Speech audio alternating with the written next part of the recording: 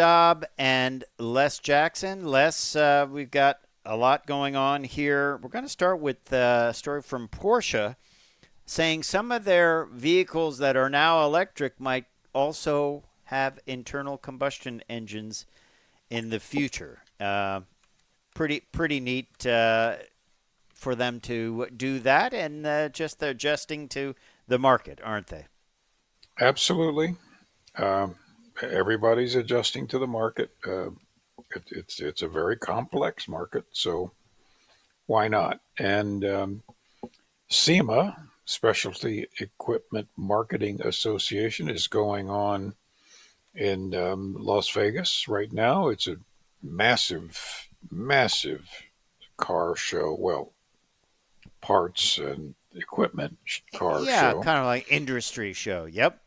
That's right. And Nissan, like everyone else, is there with custom Frontiers and even custom Z cars. Yep. So we'll talk about that a little bit. We sure will. We sure will. And then we're also going to go over to Cadillac and talk about their V Series Lyric, which is their first all electric V Series. So we'll talk about that. Yeah. Last hour we talked about Mercedes doing a AMG plug-in hybrid. So now Cadillac's taking it to the next step. Some say this is the Some say. successor to the V Series station wagon. Remember that? That is still popular. Uh, that would have been a good collector item. Yeah, yeah. So we'll see if this Lyric holds up that legacy. And then we're going to take a look at Scout. We told you a little bit about this last week. Now we're going to get the inside story from Shaheen Karimian, who's Director of Product Marketing for Scout. We'll tell you a little bit about how the whole Scout revisiting got started and what some of their plans on. Kind of give you the inside story on what they're doing. And, of course, they have the Terra, which is their pickup truck. And they also have the Traveler, which is their SUV. So pretty neat stuff, isn't it? It is neat. I'm glad that they're resurrecting that name, and they're doing a really nice job with the design. So this is kind of the fun stuff. Yeah. Yeah, and they actually have an extended range hybrid, or an extended range electric vehicle, I should say, called the Harvester, which throws back to the International Harvester. So pretty neat Yeah, to see that. Remember, these vehicles won't be out until 2027. They're going to be built in South Carolina. They built a $2 billion plant to build them. wow.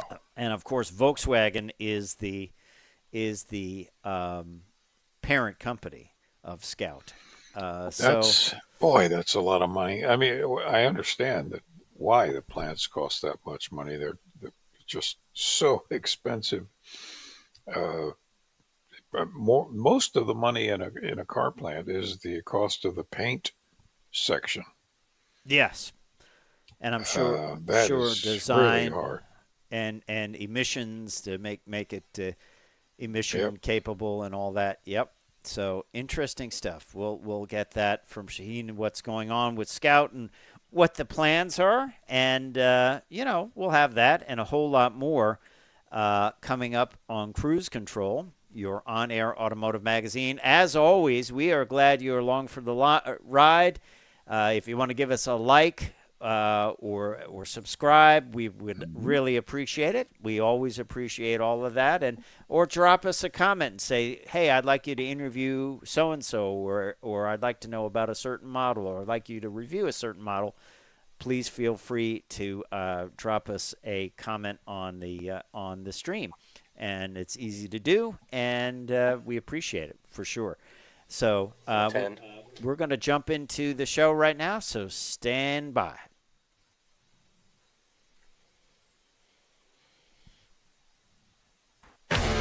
This is Cruise Control. Your on-air automotive magazine with co-hosts Fred Staub and Les Jackson. Everything you need to know about new and used cars. Industry news. We'll fix or repair your car on the air. Fasten your seatbelts and let us take the wheel. Now, your ride is about to begin. Because you're on Cruise Control. Cruise Control. Cruise Control.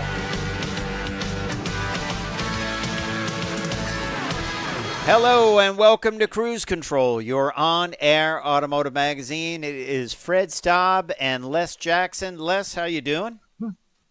Excellent, Fred. And I'm excited about what's going on in the industry and out at SEMA. We'll talk about that.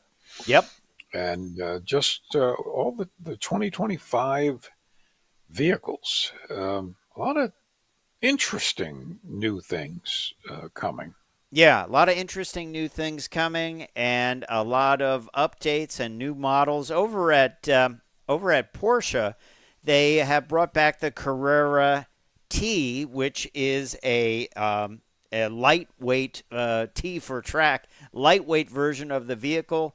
They lighten things up, even took out the sound insulation, which apparently weighs a lot. I remember guys used to do that back in the day. But they've brought that back. They've also talked about, well, some of their models that had planned to go fully electric won't be fully electric. They may also have internal combustion engines as options. So we'll kind of take a look at Porsche's plans and how they are keeping up with what customers want, right? Well, that's right. And they're, that's a driver's car. It's a driver's company. They make really good machines. Yes.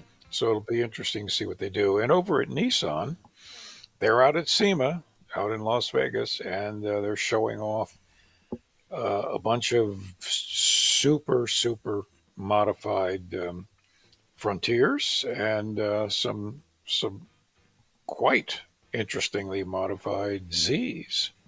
Yeah. So you could bet they're fast. You don't see a lot of Zs. I have not seen one Z on the road.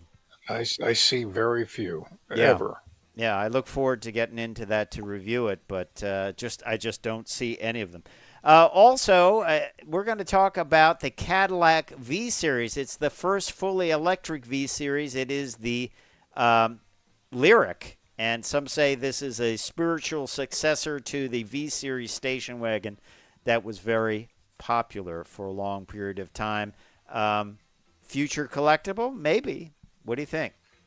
I think there's a good chance of it, yeah.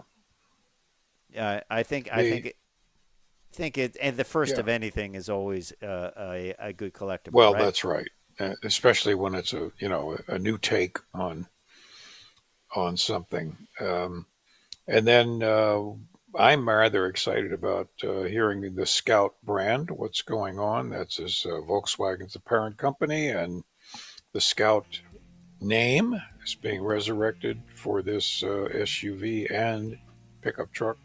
Yep. And their product marketing manager, Shaheen Karimian, is going to be here a little later in the show, and I think there's an awful lot to cover.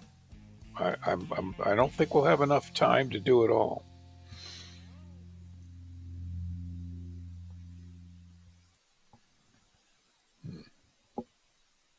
So if you have any questions about the Scout brand, please put them in the comments, because we will gladly get to them and ask Shaheen what you want to know. I want to know a little bit about the factory, what they're doing, and I want to know, thinking about how do you project out to 2027 with the demand for electric pickup trucks will be. We talked last hour about, the Lightning is not selling as well as Ford would like it. They're not making as much money as they would like. Rivian had a few problems with getting parts. That's just kind of a non-related issue. But, they have to project out, and they're making a huge investment in that plant. So it has to be something that has an ROI, Yeah, as they say, right? you got to have a fallback position. Um, Yeah. but I think you know Volkswagen is a pretty smart company, Yeah. Yeah. and yeah, I I don't think they're overstepping on no. this. I also want to ask about bringing the Scout brand back. I mean, I remember the Scout brand. I had a Yeah, Scout for a short time, but do people remember it, or does that even matter? Because it's a good name. It's a great good name. name.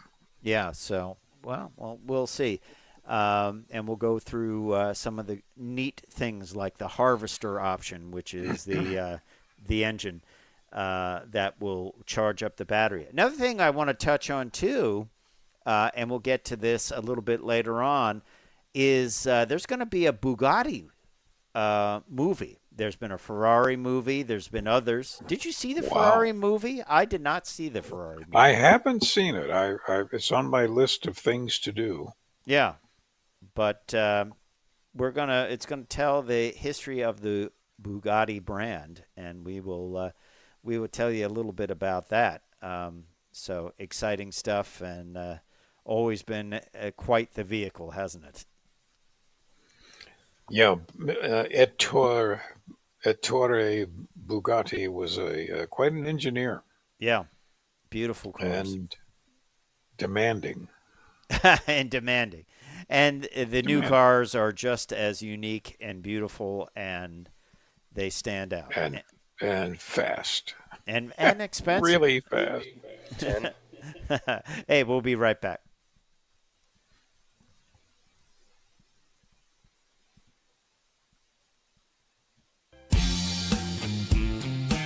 Cruise Control. And welcome back to Cruise Control. This is your on-air automotive magazine. Fred and I are going to start off with Porsche. Mm-hmm. And everybody knows Porsche. It's an incredibly well known brand and loyal buyers and followers of their products. Again, great engineering, great development. As Jeremy Clarkson has always said, the laziest designers. Oh gosh. but the fact is, they've maintained what the look of Porsche for 60 years. Yes, they have. Anyway, their current products, their current electrics, as a matter of fact, just might be offering to be powered by conventional gasoline engines because, hey, if they can do it, why not? Really? Mm-hmm. Well, the plan was for the 718 Cayman and Boxster to stay or go all electric, and that was the plan. It was stated, but now it was quoted. The head of Porsche was quoted as saying, "As for our electrified lineup, we are very flexible when it comes to our production footprint. We can produce combustion engine, plug-in hybrids, and electrified cars in one production line at Leipzig." So, like many manufacturers, Porsche has seen that maybe electrics were a little ahead of their time for some of their customers, and that they have to adapt and be able to adapt quickly to having hybrids and plug-in hybrid models around. It's a good sign for a company to do this, don't you think? Well, it also shows you how good their engineering is. That they can be so flexible that okay, you want a gas engine in it, no problem. We'll just set it up for the assembly line and put And it build in. it. And build it. Yeah. Um, we've seen this from a number of manufacturers. I mean, it is, I don't know if they haven't given a time frame on this. They're kind of saying we can do this, but the one thing that concerned me was GM saying, yeah, we can do it in Yeah, 2027, 2028. Of course, Hyundai and Kia are like, yeah, we'll add 7 more next year in our next model year. So Yeah. being nimble and being able to do this is important. But let's keep on Porsche and talk about that. Let's talk about the Carrera T. Carrera T is a lightweight version of the 911, and it is the lightest variant of the 911, by the way, at 3,316 pounds in the coupe form. It's light. Yeah. Rear axle steering is standard. Porsche active suspension management dampers are tuned specially for the Carrera GT. If it's lighter, that's a good idea to tune them differently. It's a 3-liter twin-turbo boxer engine. It's standard. It generates 388 horsepower, 331 pound-feet of torque. 0 to 60 comes by in 4.3 seconds as a coupe, or 4.5 seconds in cabriolet form. And the top track speed for the coupe is 183, and you lose 1 mile per hour down to 182 for the cabriolet. Only a manual, Les Jackson. It even comes with a sticker on the window that shows the shift pattern. There's well, if you want something like this, you want a manual. The tradition is there, so why not? Yeah. But it's going to be a car. By the way, this is not a cheap car. It's 134 to 147,000. Okay. And extra fees for delivery and processing and stuff. But this is something that you'd have to think carefully about, because if you're buying it as an everyday car, it's going to be a bit fussy and noisy. It is stripped down on the inside. Stripped down? You still do get heated seats. Only a 6-speed manual is the only transmission available. It has auto rev matching with auto blip feature. It as we said, has rear steering standard. Front and rear anti-roll bars have been revised to make the car even more agile and stable during enthusiastic driving. Porsche torque vectoring, which uses a mechanical rear diff lock, has been integrated here. So, yeah, maybe not the everyday car, but maybe a great track day car for sure. And that is not even a question. So, there you have it, the Carrera T. Yes, bolt on a bigger wallet. We'll be right back with more Cruise Control. Stay tuned.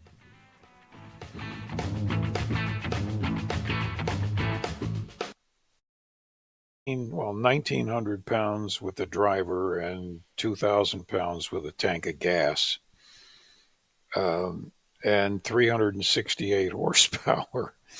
And it's just, that's it.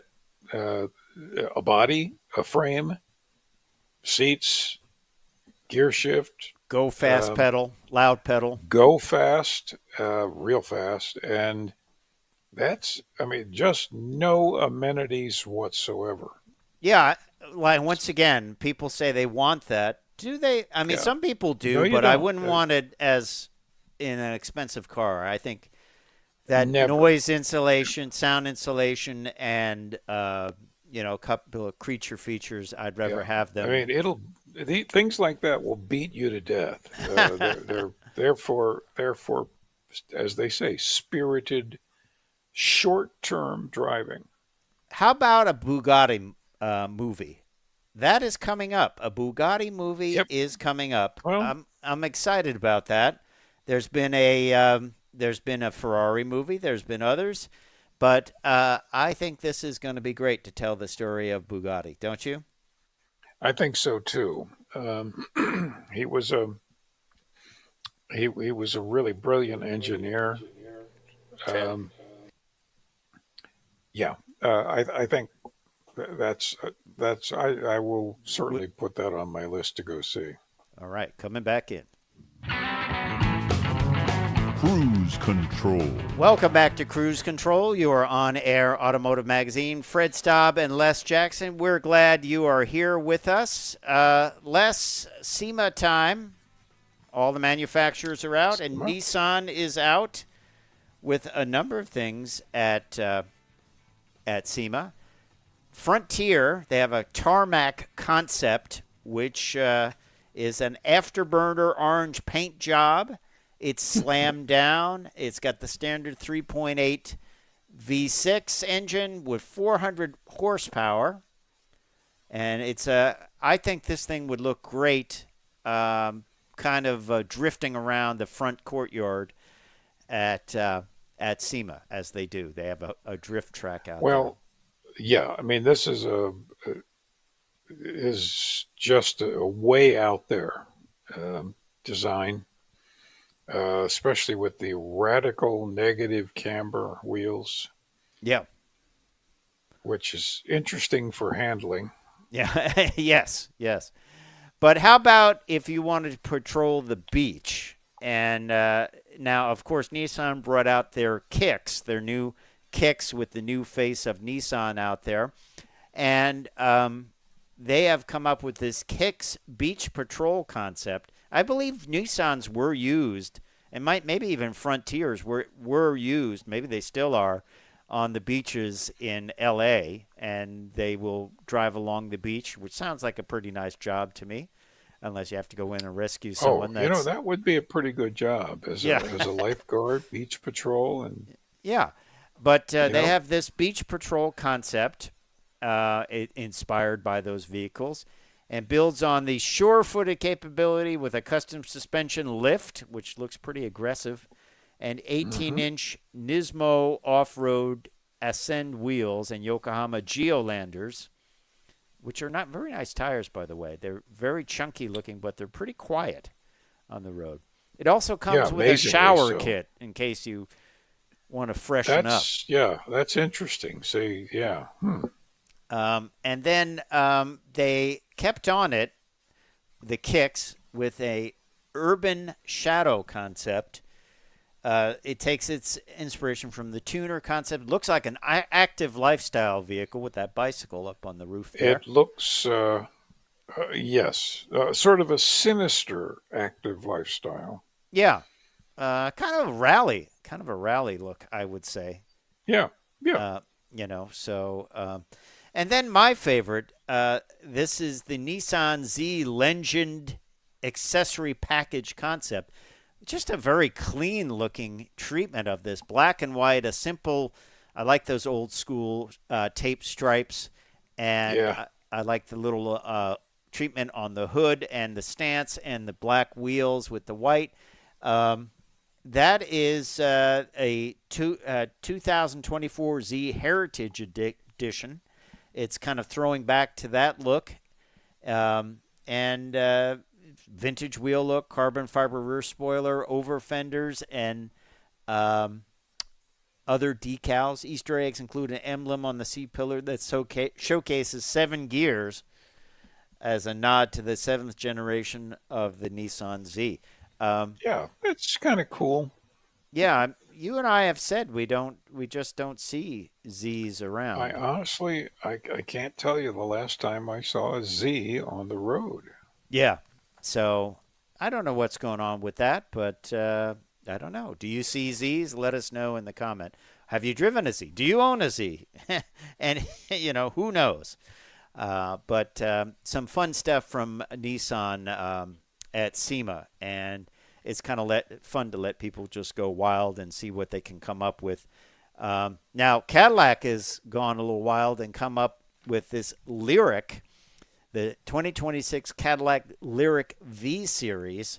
This is the first electric V Series, and we don't have a lot of information on this, what makes it a V Series as opposed to just a Lyric, but it has to do with wheels and stance, and I'm sure there is added performance to this.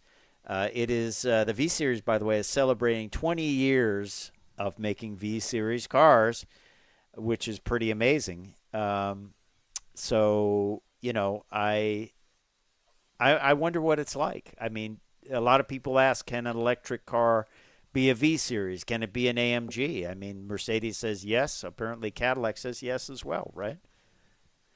Yeah, I guess you can just build your motor and your battery to be even more powerful than the base models, and make and suspensions obviously, and just make these things mind blowing experiences, which I assure you, electrics are.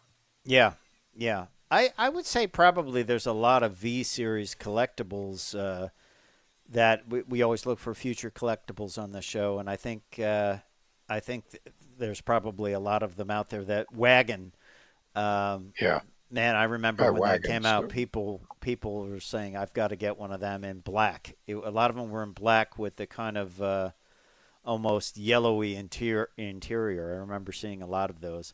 Um, so that's what do you think is a future collectible? Let us know. I think the Z car might be because we just don't see many of them. But they're great cars, really great cars. They are very, But very maybe, great. yeah, they're just not practical in like urban areas because of the quality of the roads and I don't know. that sort of thing. Could be availability. We'll have to see. But Could be. that gets my vote because it's not over the top for Nissan SEMA vehicles. It's not over the top. It is. Yep. It is nice. And sometimes when you're customizing vehicles, if you go over the top, you've just crossed that. You've crossed into the peel and stick customization area, which we always talk about, right? That's right. And that's a step too far.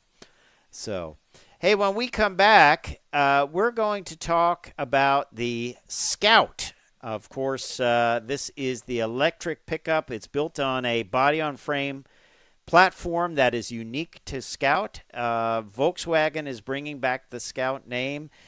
We're going to learn all about that from Shaheen Karimian, who's director of the product marketing. He's going to be joining us after the break, and we're going to ask him about how this got started. The Scout brand has been around for a long time. It's interesting if people remember it. We remember it. Probably you do too if you're into vehicles. But we'll talk about that. The Terra, which is their pickup truck, and the Traveler. And these are both beautiful vehicles, and we're interested to hear the inside story on them for sure. So we will talk about that when we come back on Cruise Control. Don't forget, if you got a question you'd like us to ask, put it in the comments because we appreciate that, and we will get that question out there. But exciting stuff. You remember International Harvester vehicles, Les?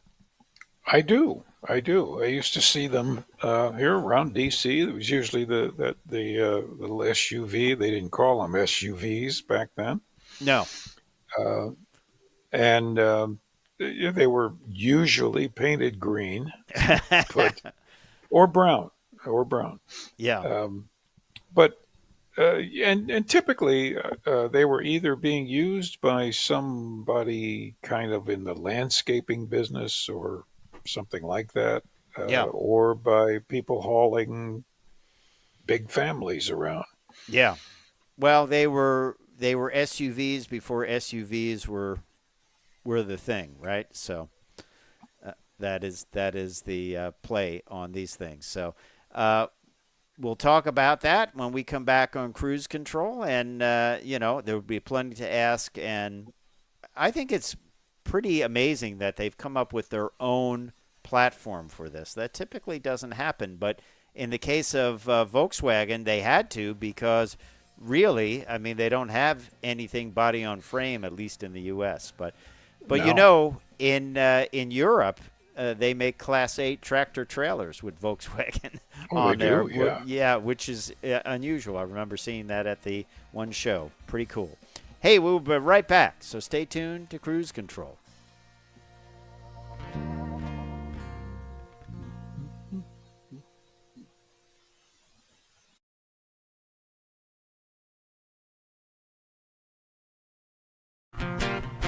Cruise Control. And welcome back to Cruise Control. We are taking a look at the Scout Les Jackson, and we're just Right, trying to get right. our guest here that will be talking about it. And I believe we have him with audio. Hello, are you there? Hey, Fred. Hey, Les. Yes, I'm here. This is Shaheen Karimian, Head of Product Marketing at Scout Motors. Can you hear me? We can hear you. We can't see you, Sure do. unfortunately. So we will have you work that out while we talk a little bit about Scout, and we can actually show some of the incredible Traveler, and it's one of the two vehicles that that has been brought out by Scout. Shaheen, tell us a little bit about how the Scout brand was brought back. I mean, this is a name Les and I are familiar with. I even owned a Scout a long, long time ago, an International Harvester. But how was the brand brought back? How was that name selected? Yeah, so the Volkswagen Group several years back now had a business deal with Navistar in which the Scout name was included within that deal. So a few years ago, Scott Keogh, the CEO, and a scrappy group of engineers and the team members sort of started this independent company, and it took off from there. They put in a lot of work to build the foundations of this company before it became funded. And once it became funded, it formed Scout Motors, a true independent American startup. And here we are 2 years later. Yeah, that is. It's great to bring it back. Do you think people remember the brand? I think there's definitely, as you can see through the community, a core group of Scout fans that have enjoyed these products over time, protected these products, resto-modded these products, built these products into off-road hero machines, and used them continuously in agricultural work environments. That group knows these vehicles quite well. For broader America, some folks may remember learning to drive on a Scout. Some folks may remember a Scout as a snowplow down their street. But now that Scout Motors is back, we're here to share that message and these new products with all American shoppers.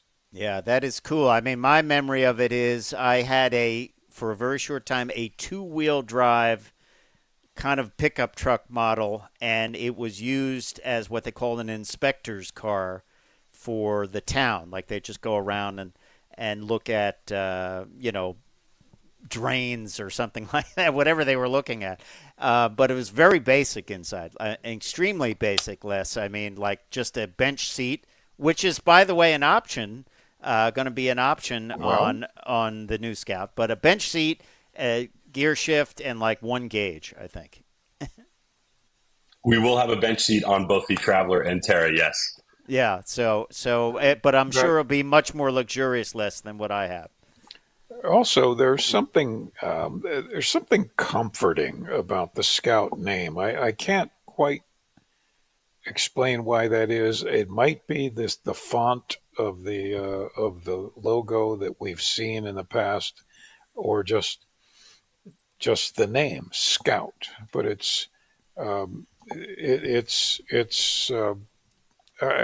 won't say it's endearing, but it's just something that makes you kind of want to check it out.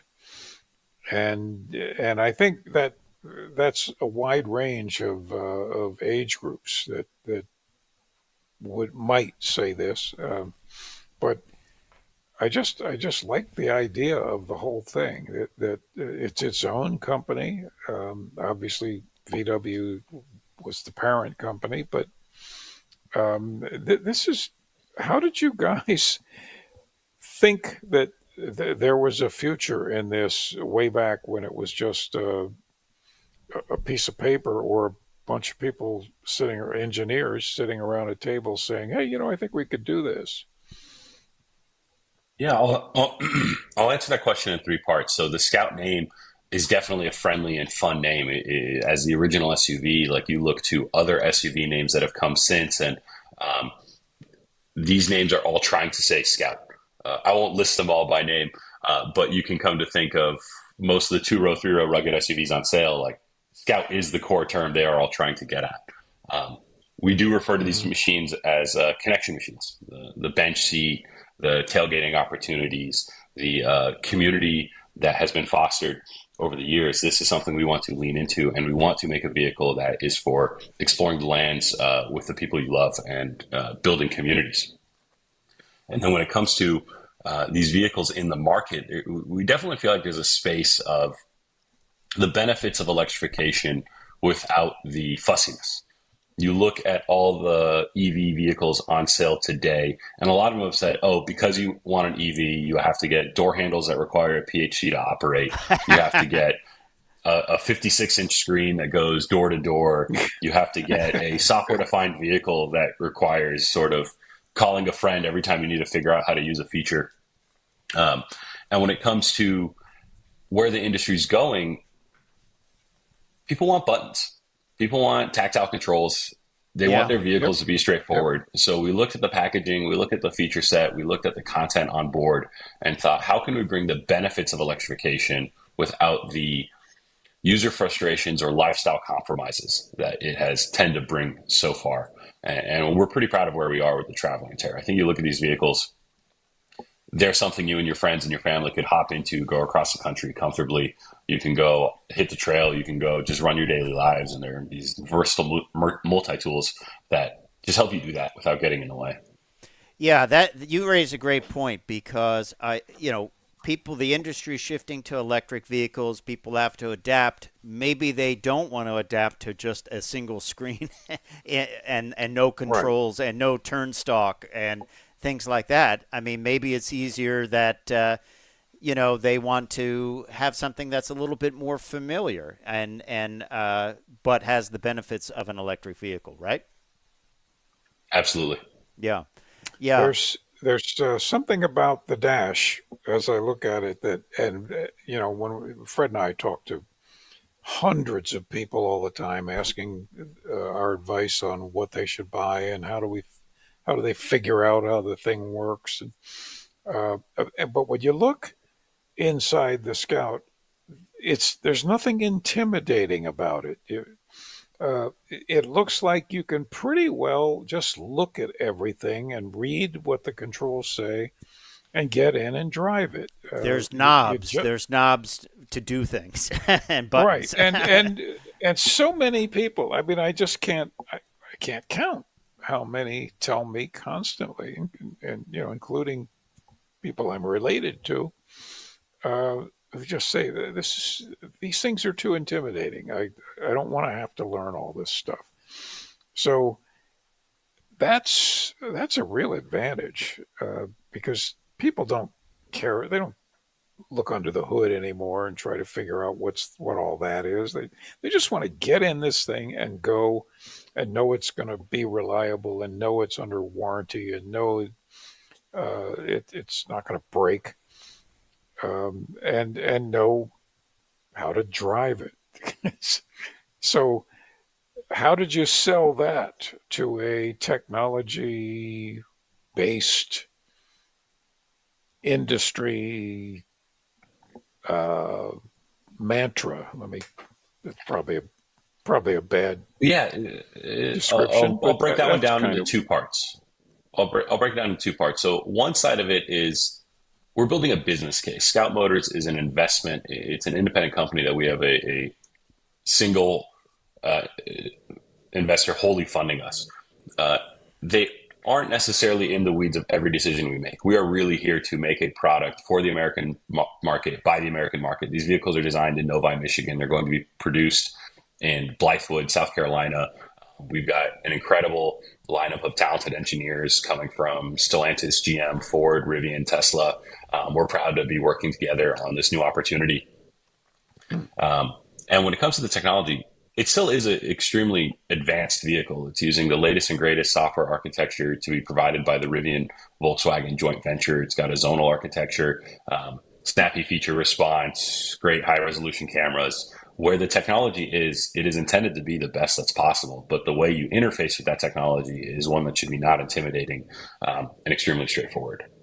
Yeah, it is, and I mean, this is a huge investment for Volkswagen and Scout. I mean, as you mentioned, I believe the plant is $2 billion worth of plant, which is amazing, and it's going to mean a lot of jobs too in South Carolina, right? Yeah, over 4,000 jobs. We're looking at jobs that have 40% higher disposable income than what's readily available in that area. We did a kickoff of our groundbreaking. We celebrated that last February. So the plant is underway. It's on time. It's the part of the business where you can look at and think, okay, these folks know what they're doing. They've got great funding from someone who knows how to make vehicles. This is not one of those EV startups you have to worry about. Like, is my car going to be bricked in a few months after I get it? And the company's Right. going to go, yeah, Right. we're looking forward to getting these vehicles in customers' hands for it to feel familiar and build trust with them. Okay, well, more about Scout coming up after break. Stay tuned to Cruise Control, your on-air automotive magazine. We will be right back.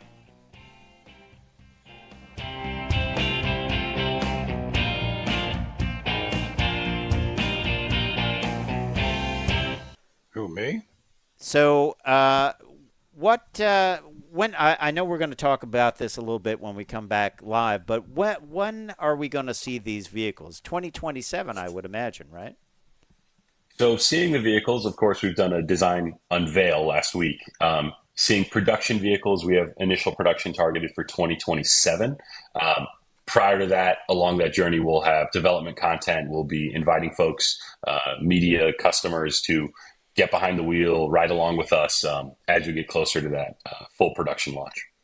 How are these going to be sold? It's not traditional dealers, I believe, right? We'll be wholly owning the relationship with the customer through a direct sales model. Customers can go reserve a Scout at scoutmotors.com for $100, and we'll be building Scout workshops all across the country to handle retail service of these vehicles. Yeah. So important what Yes. you said, and Les, I was just going to bring up the point about how it's so important that this is an established manufacturer, and it's not going to be like, gee, how how do we have supply issues, or how do we get this, or why don't my doors work? Absolutely. Yeah. Well, that's right. Also, um, Fred and I talk about where the industry seems to be headed, especially for these directly dealing with the potential buyer rather than through conventional dealerships. How do you get around individual state uh, regulations that the dealer industry has lobbied for and created through all these years, where you know theoretically you have to buy the vehicle through the dealership? I think that's collapsing, but you probably have a better feel for that. Yeah, And I good think. for you, by the way. Oh, well, thank you. We've got an incredible VP of growth, Cody Thacker. He has a beautiful mind when it comes to the whole end-to-end customer relationship and the network we're going to be building a Scout. And I think you've already shared that sentiment that a lot of folks are feeling. It's collapsing. The times are changing. There's other companies already in this space selling vehicles across the country. We will be joining them. We are improving the customer experience. We'll be tackling it head on. So that's Will they be able to buy what, online? Absolutely. Yes, that's definitely the intent. So from the Scout Motors reservation, that's placed on the scoutmotors.com website as of now. That process is a digital one through delivery of your vehicle in 2027 or beyond. I love that. I think most people, when it comes time to buy, they're well informed. They know what they want. They've probably sat with a configurator online. They picked out their color. Maybe they go to, you probably will have a shop where they can just go there and sit in the vehicle. So here we come. We're coming back in. Stand by.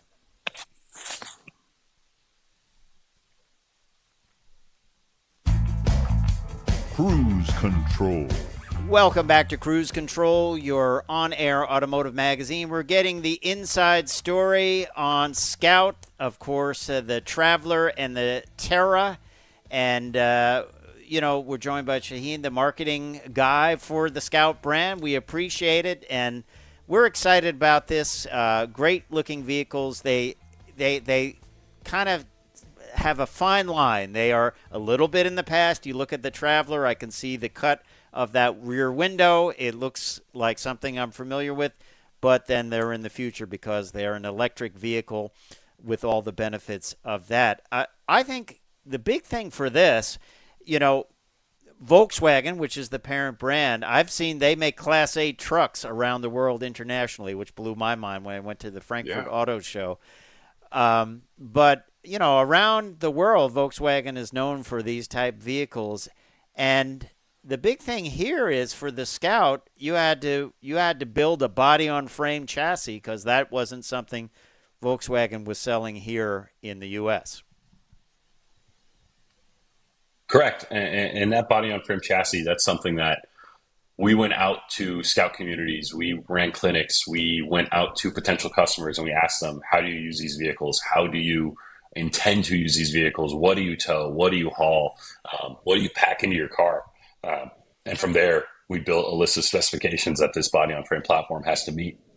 And the cool thing is we can take that platform and stretch it to hit multiple vehicle segments. So we'll come to market with the Traveler and Terra at 2 wheelbases, and we'll see where we go from there. It's 2 wheelbase. And now, how do you, where will centers be where people can get them serviced? Which I doubt they'll need much service, but will it be regional or will it be even more closely spread than that?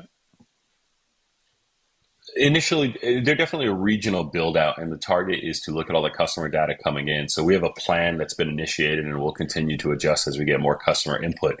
But the view is that come 2027, 2028, it's a less than 3-hour drive to any Scout service center, and we'll handle a lot of the infrastructure around that. A lot of the service will be mobile service where we'll come to you in your home or place of work and come tackle some of the smaller stuff. If it's something that your vehicle has to come in, we'll address that as well. But the build out of the service network is definitely going to be one of the biggest challenges, and we're looking forward to surpassing that challenge.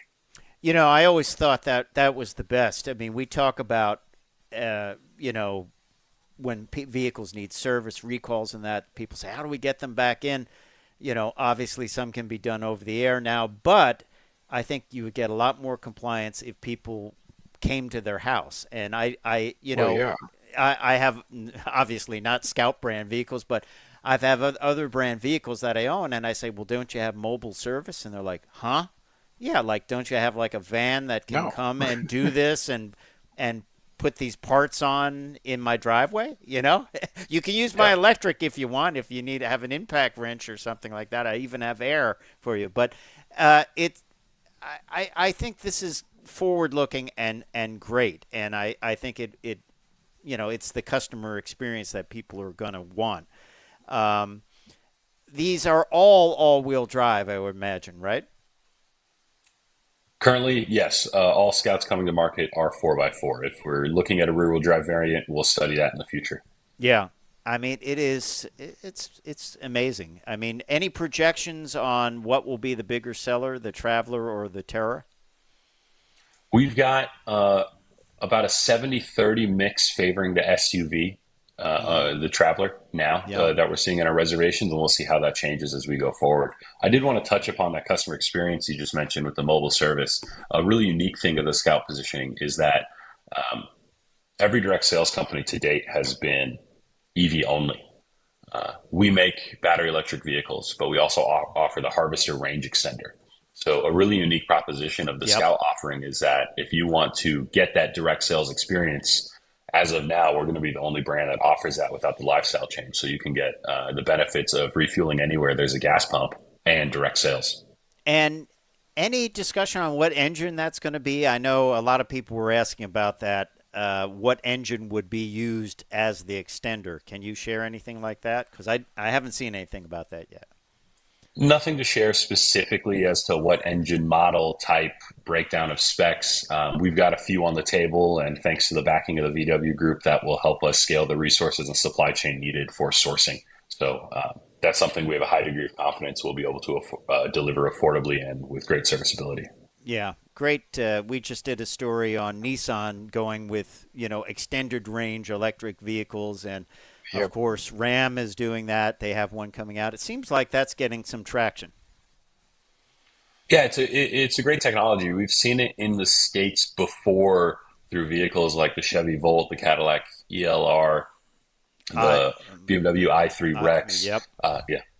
Yep. They were small products, and I think the benefits weren't fully communicated to customers. And now we see this technology really taking off on a global scale.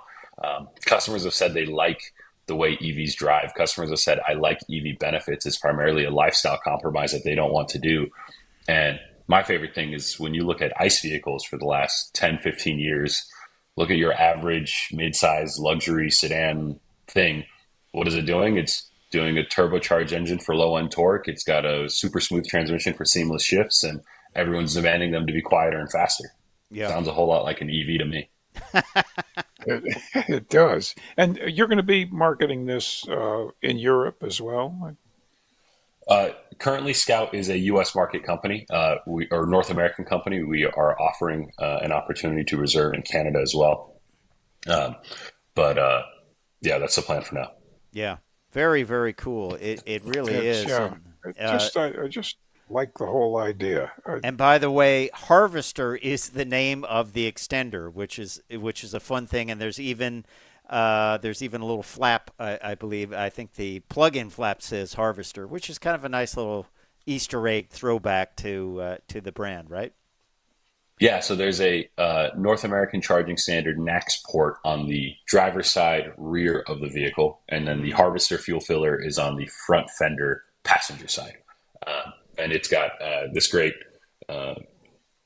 image that Chris Benjamin, our chief design officer, came up with, and we're sort of calling it Earth's plaid. You see plaid throughout the interior. Yeah. And what is Earth's plaid? It's an agricultural view of the world as you fly over farms and all that land in America. So it's this really beautiful image of a Harvester, and it's just a fun thing. We see ourselves in a post-Easter egg world, and we want all of the parts of this vehicle to be authentic and straightforward. How about, can you share any towing on these vehicles? Has any of that been revealed yet? Targets are 10,000 plus on the Terra and 7,000 plus on the Traveler. So wow, up to those figures. That's and enough. We'll see in coming years how those specifications are spread over our product offer. Yeah. I mean, it must be hard to predict. I mean, we were just talking about Lightning sales being down and things like that. But you're looking at 2027 here. So how do you predict out that far? I mean, how do you do that? And obviously it's going to grow, the demand for these electric pickups, but how do you do that? How do you know how many you'll build? A lot of rigorous planning and known intent about where we're going. So you referenced the Lightning. Like, I see that product and I think of the story of that product. It had a very compelling entry price when it was announced, but very few customers were able to get that entry price vehicle based on the way the models were allocated at launch. And maybe they didn't get the most direct story on pricing from their dealer when that vehicle came to market. So we have a stronger end-to-end ownership of the experience as we go to launch, and really rigorous forecasting of our material costs and supply chain needs. And once again, you're controlling it. It's not the dealer's not going to mark it up because you are the dealer. So, hey, Shaheen, we appreciate this. There's plenty more to tell on the Scout story, and we love to have you back as it develops. I hope you'll come back and join us when you can share even more details. Absolutely. Feel free to send me any questions anytime, and we look forward to getting these Scouts out there in the world soon. All right. We appreciate you listening to Cruise Control. Great. I'm Fred Staub. He's Les Jackson. Jackson. We'll see you down the road. Take care.